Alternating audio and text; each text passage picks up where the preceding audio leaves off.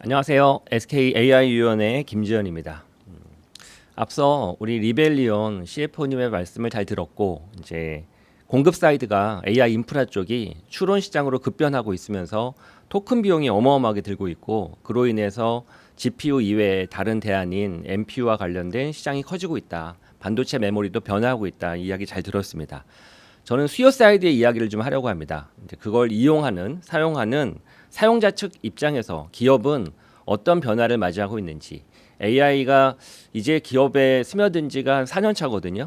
그 4년 이후에 에이전트와 함께 어떤 변화가 일고 있는지에 대해서 좀 말씀드리도록 하겠습니다.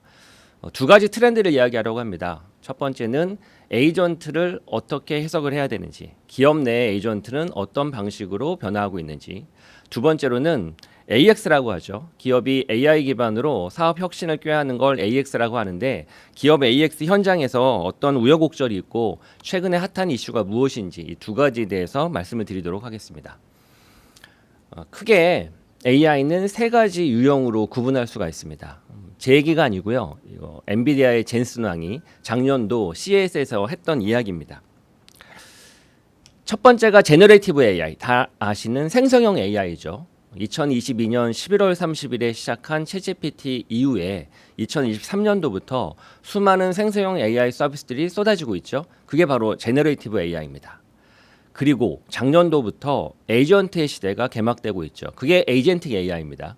에이전틱 AI와 가장 큰 차이점은 기존에 있었던 생성형 AI와는 달리 자기 완결적으로 실행하는 AI를 뜻합니다. 기존의 생성형 AI는 무엇인가 만들어내는 AI였죠. 프롬프트 입력창에 우리가 원하는 요구사항을 입력하게 되면 텍스트나 영상이나 이미지나 더 나아가서는 코딩의 형태로 무엇인가 만들어지는 AI였습니다. 근데 에이전틱 AI는 커맨드, 즉 명령을 내리게 되면 이 AI가 우리 사람처럼 우리 회사 내에 있는 수많은 시스템에 연결을 하고 API 기반으로 혹은 필요로 하는 서비스에 MCP라고 불리는 프로토콜을 통해 가지고 연결을 해서 자기가 알아서 툴을 호출하면서 실행하는 AI입니다. 그래서 생성형 AI 때는 LLM 혹은 LMM이라고 불렀는데, 이 에이전틱 AI는 라지 액션 모델, 즉 LAM이라고 부릅니다. 모델이 조금 바뀌게 된 거죠. 그래서 에이전틱 AI는 스스로 생각하고 실행하는 AI라고 이해하시면 됩니다. 그 에이전틱 AI가 2025년도부터 본격화되더니 2026년도에는 활성화되고 있습니다. 사실 이걸 작년도 1월에 젠슨왕이 CES에서 얘기했었거든요. 자, 그런데 앞서 리벨리온 발표처럼 추론이 어마어마하게 기존 학습 훈련 모델보다 토큰을 많이 쓰거든요. AI 데이터 센터의 인프라를 어마어마하게 씁니다. 그런데 에이전트는 더 씁니다. 에이전트는 우리가 어떤 명령을 내리고 그 에이전트가 어떤 걸 호출하느냐에 따라서 천차만별이긴 한데, 기존의 추론 모델보다도 100배 아니 1000배, 10,000배 이상 더 많은 토큰을 쓰기 때문에 에이전트가 가져다주는 AI 인프라 시장의 변화는 과거 추론보다 훨씬 더 커지게 되죠. 그 다음에 AI가 이제 피지컬 AI입니다. 에이전틱 AI까지만 해도 인터넷 공간에 머무는 AI거든요. 그런데 피지컬 AI는 물리 AI, 즉 현실계, 우리가 사는 물리계 속으로 AI가 실체를 가지고, 거기서 말하는 실체는 자동차일 수도 있고 드론일 수도 있고 더 나아가서는 휴머노이드 로봇일 수도 있겠죠. 그런 실체를 가지고 주변과 상호작용하면서 움직이는 AI를 피지컬 AI라고 합니다. 피지컬 AI 시대는 아직 오지 않았습니다. 아마 한 2, 3년 지나게 되면 본격화될 것 같은데, 지금 우리는 어디에 와 있느냐? 중간 에이전틱 AI에 와 있죠. 제너레이티브 AI로 인해서 AI 인프라가 많은 변화를 겪었어요. 그리고 앞서 리벨리온이 말씀드린 것처럼 추론으로 인해서 또 다른 변화를 겪고 있죠. 하지만 에이전틱 AI는 또 다른 AI 인프라와 디바이스의 변화를 만들어낼 겁니다. 더 나아가서 피지컬 AI는 더 큰 변화를 만들어내겠죠. 드리고 싶은 말씀은 아직 시작도 안 했다는 겁니다. 우리가 지난 4년 동안 챗GPT, 클로드, 코파일럿부터 시작해서 여러 AI를 쓰면서 업무 생산성이나 우리 일상의 편리성이 높아진 건 사실인데, 그건 시작에 불과하다. 에이전트는 더 많은 변화를 만들어낼 거고 피지컬 AI는 더 큰 변화를 만들어낼 거라는 거죠.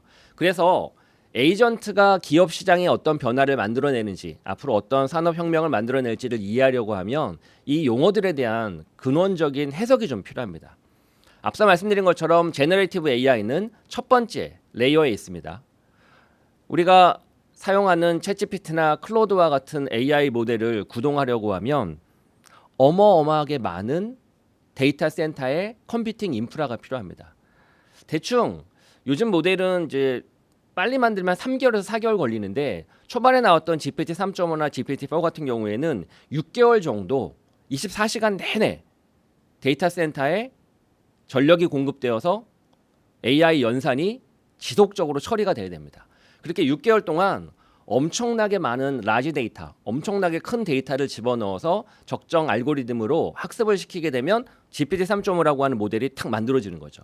그렇게 만들어지는 모델을 우리가 사용하죠. 기본적으로 사용하는 건 인퍼런스라고 합니다. 그런데 최근에 작년도부터 딥시계 R1 이후에 AI 모델은 추론 모델이 강화됐죠. 우리 앞서 리벨리온이 자세히 설명드렸었죠. 그 추론 모델은 RLM, 리즈닝 랭귀지 모델이라고 해서 기존의 일반적인 인퍼런스보다 더 많은 AI 연산 처리가 필요합니다. 왜? 생각을 오래 해야 되기 때문에.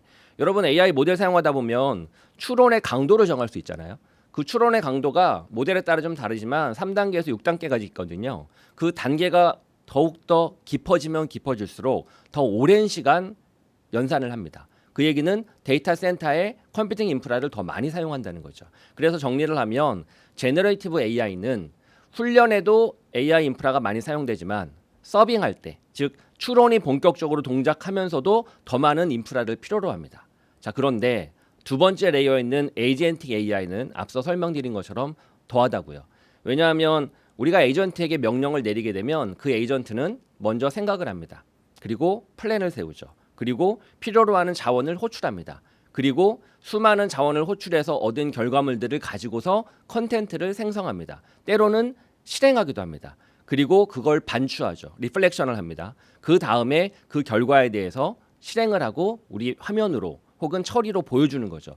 그러다 보니 기존의 추론보다도 앞서 설명드린 것처럼 더 많은 토큰을 쓸 수밖에 없고 토큰을 많이 쓰기 때문에 토큰을 보다 효율화하기 위해서 기존 클라우드만 이용하지 않고 경우에 따라서는 엣지 데이터 센터를 이용하기도 하고 잠시 후에 말씀드리겠지만 디바이스 안에 있는 AI 연산 장치들 MPU나 또 LPDDR과 같은 다양한 메모리를 활용하기도 합니다. 그러다 보니 더 복잡도가 높아지는 겁니다. 에이전트를 구동하는 데 들어가는 AI 워크로드가 훨씬 더 복잡해진다는 거죠.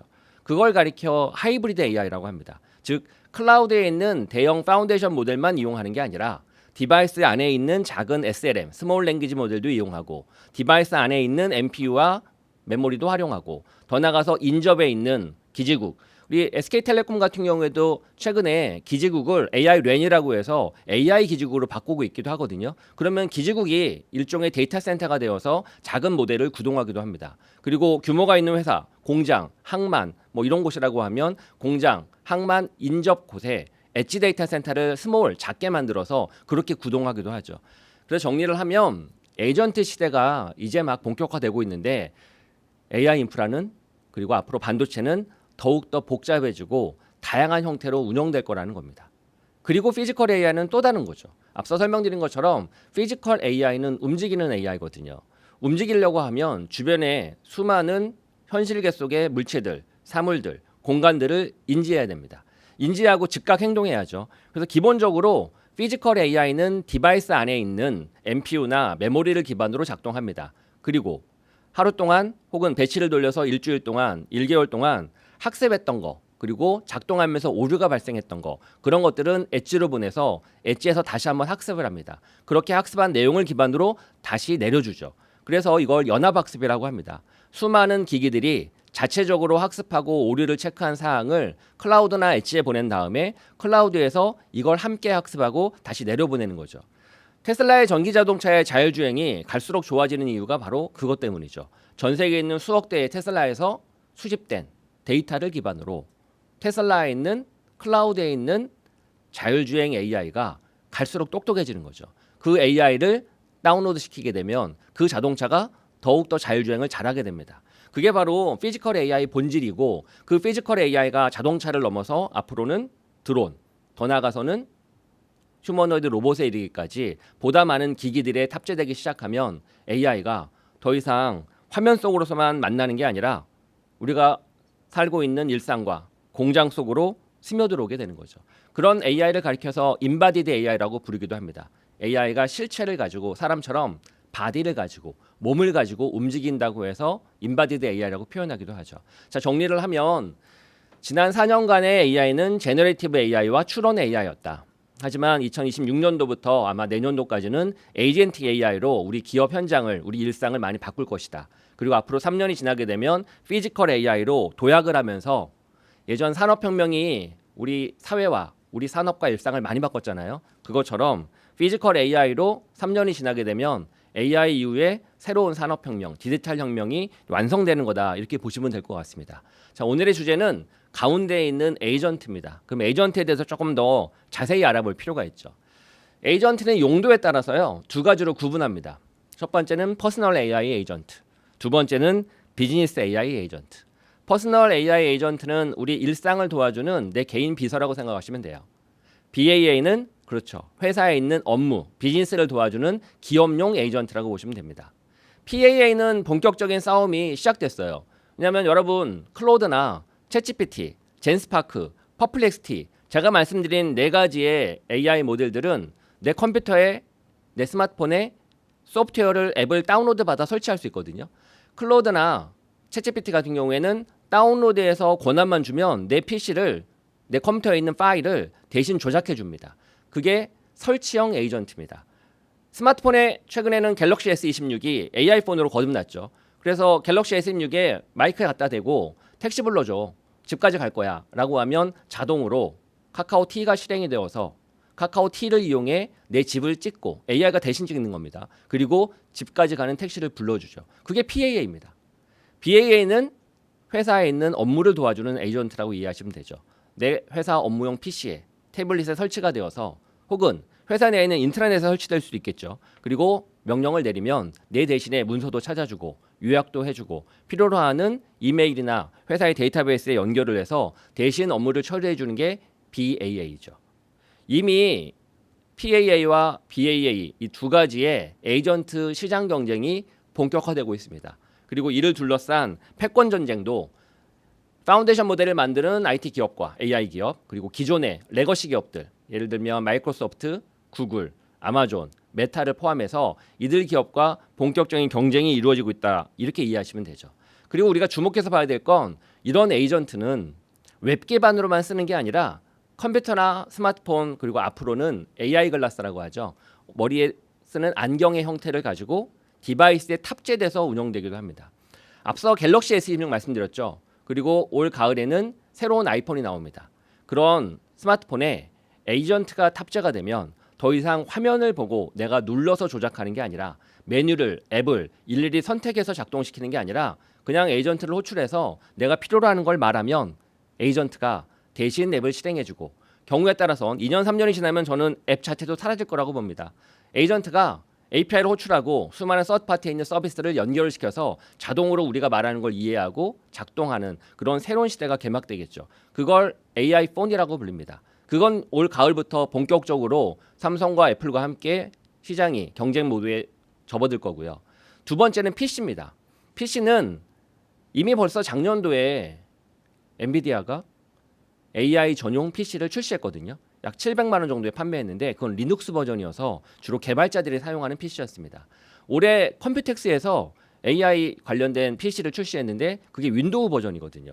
그래서 혹자는 윈텔의 시대는 끝나고, 즉 윈도우와 인텔의 시대는 끝나고 이제는 마이크로소프트 윈도우와 엔비디아의 AI PC가 결합된 형태로 새로운 AI PC의 시대가 왔다 이렇게 발표하기도 합니다. 그래서 엔비디아의 시대라고 이야기하기도 하거든요.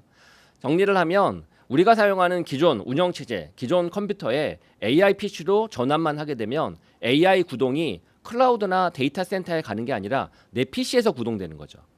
물론 클라우드에 있는 데이터 센터에서 구동되는 AI 모델보다는 파라미터 수가 좀 적습니다. 지금 우리가 사용하는 챗GPT나 클로드는 대충 3조에서 5조 개 정도 되는 파라미터를 가진 AI 모델이에요. 그러다 보니 엄청 똑똑하고 성능이 좋죠. 대신 컴퓨팅, 연산 처리가 고성능이 필요하기 때문에 GPU나 HBM이 여러 개 필요합니다. 하지만 내 PC에서 구동되는 AI는 그런 수조 개 정도의 파라미터를 가진 AI 모델을 구동할 수는 없거든요. 기껏 많아봐야 5천억, 적으면 1000억 이 정도로 규모가 좀 작습니다. 규모가 작은 AI 모델을 구동하는 대신에 클라우드가 아닌 내 PC에서 구동할 수 있죠.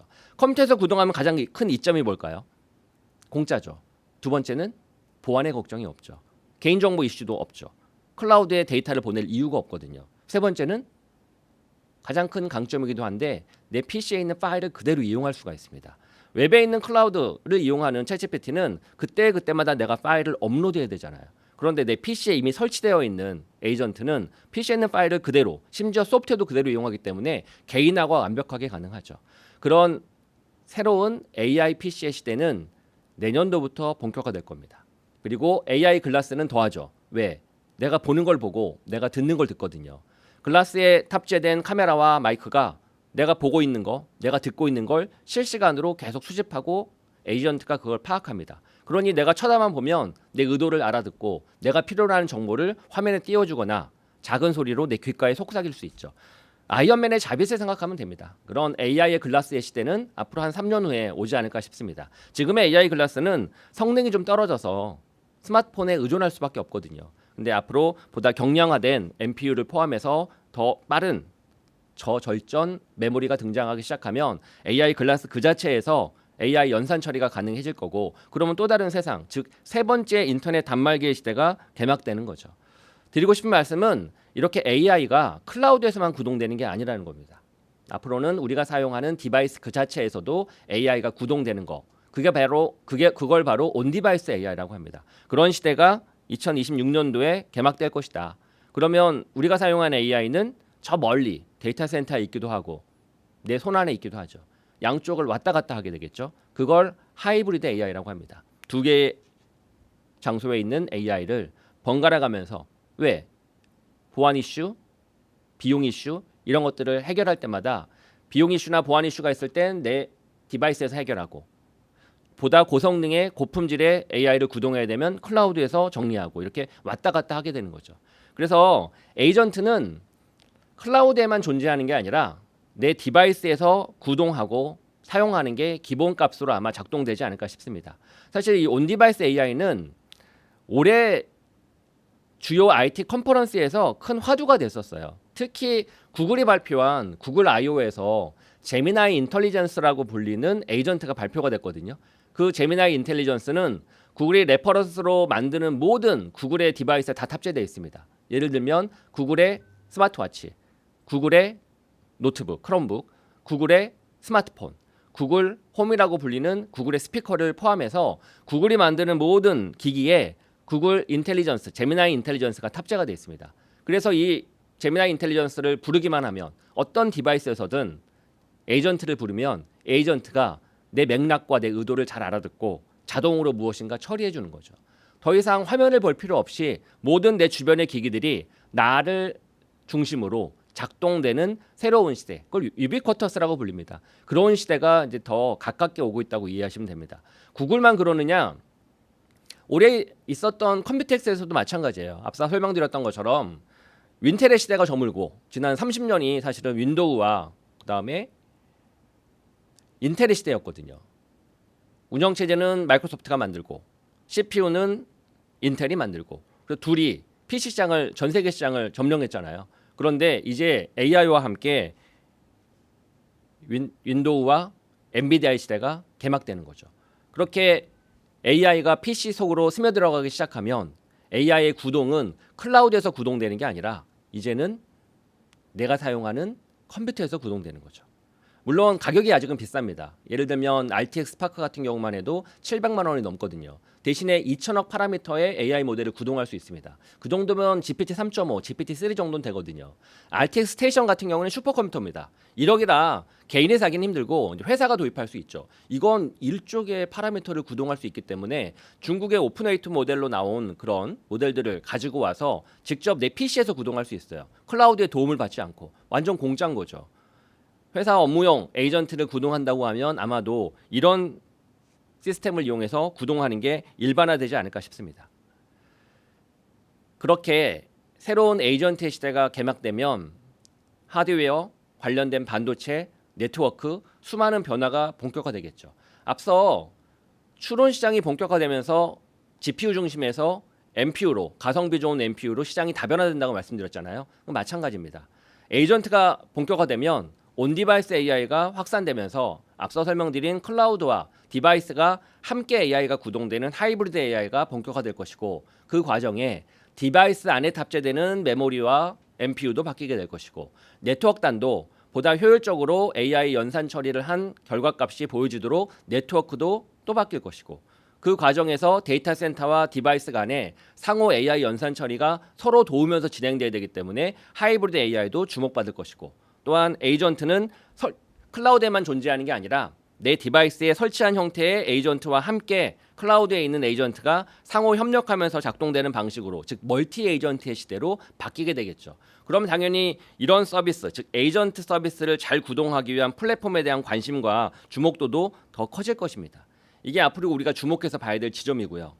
그렇다고 하면 이런 변화의 시대에 즉 에이전트가 본격화되는 시대에 우리 기업은 에이전트를 이용해서 어떻게 사업 혁신을 꾀할 수 있을까? 즉 기업의 AX는 에이전트와 함께 무엇을 고려해야 될까? 이걸 고민할 필요가 있습니다. 기업의 AI를 활용하는 단계는 세 가지로 구분됩니다.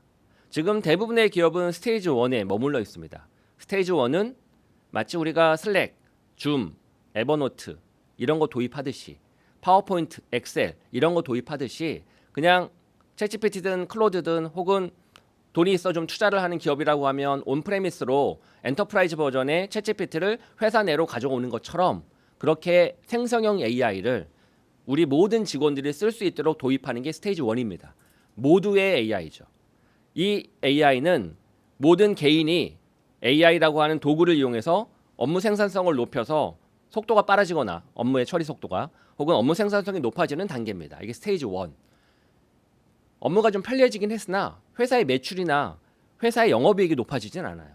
왜냐하면 파워포인트 도입했다고 해서 매출이 2배가 되고 엑셀 도입했다고 해서 영업이익이 10%에서 20% 오르는 거 아니잖아요. 그냥 이건 좀 더 편리해진 거에 불과합니다. 그런데 스테이지 2가 되면 변화가 시작됩니다. 스테이지 2는 에이전트가 도입되는 거예요. 에이전트의 정의가 뭐라고 말씀드렸죠? 단위 업무 혹은 특정 부서의 업무 혹은 특정 개인의 작업을 에이전트가 자기 완결적으로 대신해 주는 겁니다. 그렇게 되면 가장 큰 변화는 뭘까요? 사람이 줄어들죠. 직원이 필요 없어집니다. 그래서 에이전트를 도입하기 시작하면 첫 번째, 신입사원을 뽑지 않습니다. 두 번째, 아웃소싱을 하지 않습니다. 세 번째, 경력직 채용도 멈추게 됩니다. 그래서 회사의 규모가 훨씬 타이트하게 작아지기 시작하죠. 더 나아가선 조직 체계도 바뀝니다. 법무팀이 필요 없을 수가 있어요. 홍보팀이 필요 없을 수가 있고 그러면 부서도 R&R도 바뀌게 되죠. 그러면서 조직의 변화 관리가 본격화되는 게 스테이지 2입니다. 스테이지 2, 즉 에이전트가 본격화되면 조직 관리만 변화되는 게 아니라 매출에도 비용에도 영업이익에도 변화가 시작되죠. 이게 스테이지 2입니다. 스테이지 3는 에이전트를 사람이 쓰는 게 아닙니다. 회사에 있는 시스템과 프로세스에 에이전트가 아예 그냥 스며들어가는 거죠. 사람이 쓰는 게 아니라 자동으로 쓰여지는 겁니다. 스테이지 3는 우리가 전통적으로 알고 있었던 하이라키 조직, 전통적으로 알고 있었던 회사의 업무 프로세스와 시스템 이 모든 것들을 뒤흔들어 놓는 게 세 번째 단계라고 보시면 되죠. 제가 오늘 드리고 싶은 말씀은 스테이지 2입니다. 에이전트가 앞서 설명드렸던 방식으로 우리 회사의 업무에 스며들어가는 걸 BAA라고 말씀드렸죠. 비즈니스 AI 에이전트. 그 BAA가 본격화되면 어떤 변화가 만들어질까? 그 변화를 우리는 어떻게 대응해야 될까? 이 고민을 해야 된다는 거죠. 특히 기술적으로는 또 회사 입장에서는 에이전트는 추론보다 더 많은 코스트가 들어가거든요. 비용이 엄청 들어간다는 겁니다. 예를 들어서 이걸 평준화할 수는 없지만 제가 대충 리서치를 한 걸 가지고 평균화한 겁니다.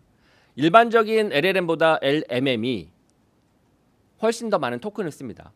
그리고 리즈닝, 즉 추론 모델은 더 많은 토큰을 써요.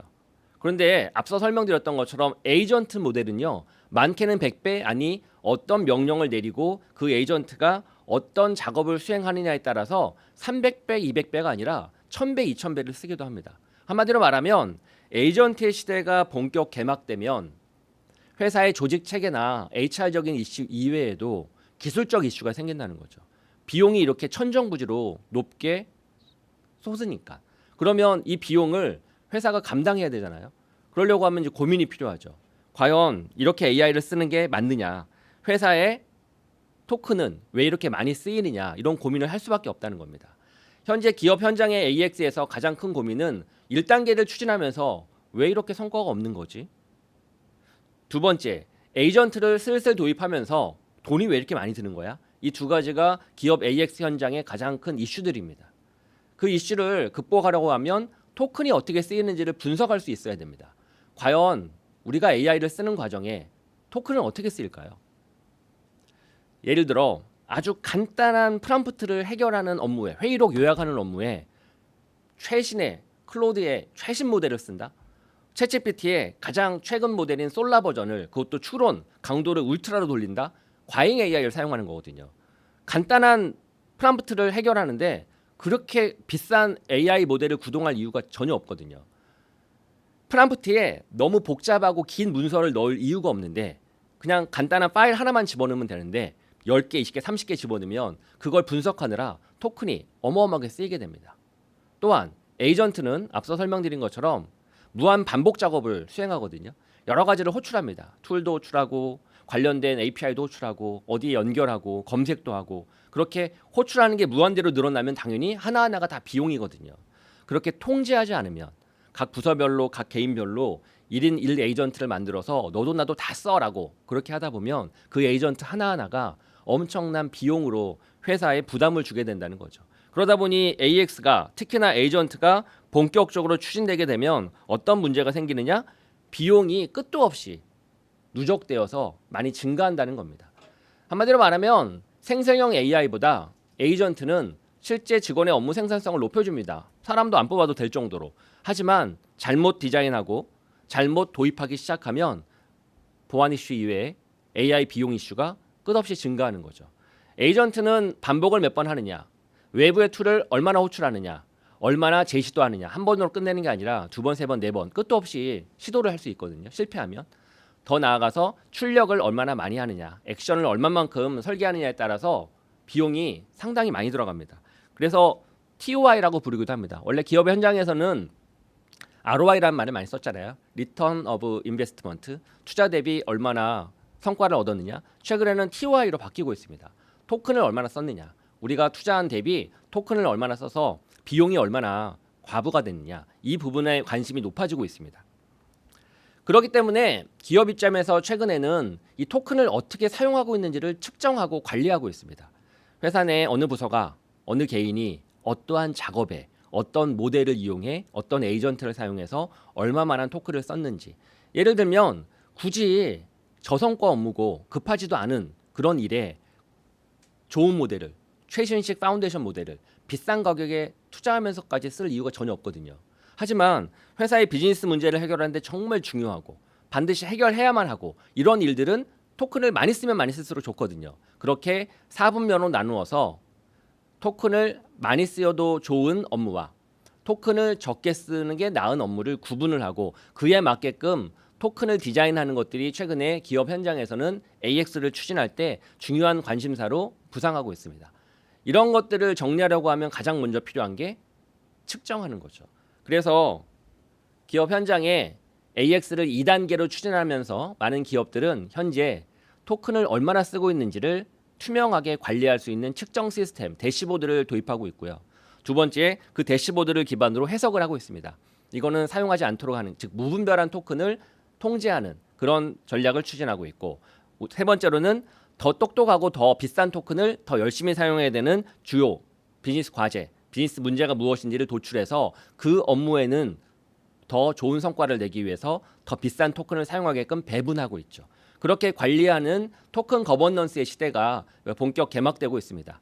그렇게 토큰 거버넌스의 시대를 개막하는데 가장 중요한 첫 번째 걸음은 토큰을 얼마만큼 쓰고 있는지, 누가 어디서 언제 얼마나 어떤 모델로, 그걸 투명하게 관리할 수 있는 대시보드거든요. 그래서 최근에는 이런 화면에 보여주는 이런 대시보드를 통해서 토큰에 대한 관리를 할 수 있는, 측정 지표를 파악할 수 있는 분위기가 형성되고 있습니다.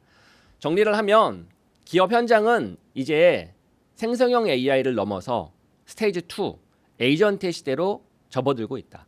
그런데 에이전트로 인해서 기업 현장의 변화는 더욱더 커질 것이다. 조직의 문제뿐만 아니라 이런 비용과 관련된 문제, 그런 측면에서 AI 인프라나 AI와 관련된 여러 연산 처리 방식에 대한 고민도 있고 또한 토큰을 어떻게 통제하고 관리해야 될지 토큰 거버넌스에 대한 관심이 좀 커지면서 토큰을 측정하는 지표에 대한 관심이 최근 기업 현장은 커지고 있다는 게 최근 기업 AX 현장의 이야기였습니다. 네, 이상입니다.